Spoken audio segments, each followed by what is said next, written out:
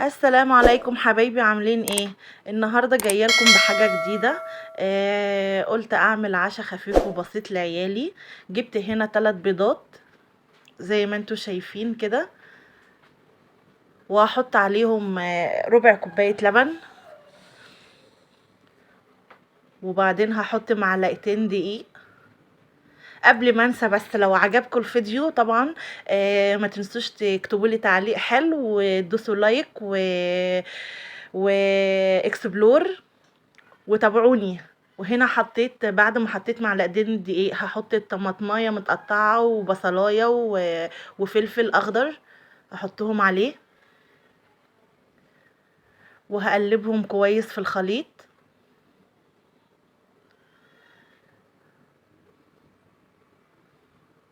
هحط ملح وفلفل،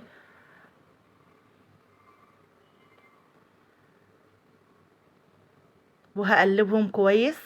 وبعدين هكون مجهزة طاسة مسخناها على البوتاجاز، وهحط فيها معلقة زبدة، وهنزل فيها بعد كده الخليط كله. بعد ما الزبدة تسيح هنزل فيها الخليط اللي انا عملته ده كله، وهوطي عليها العين خالص واسيبها تستوي، وهغطيها.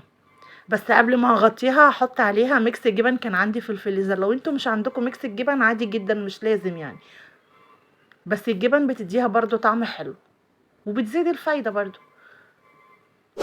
كده انا حطيتها، هوطي عليها خالص واحط عليها ميكس الجبن،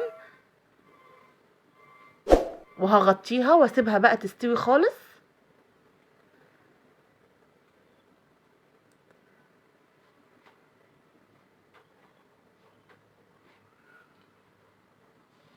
كده انا بحط ميكس الجبن اهو،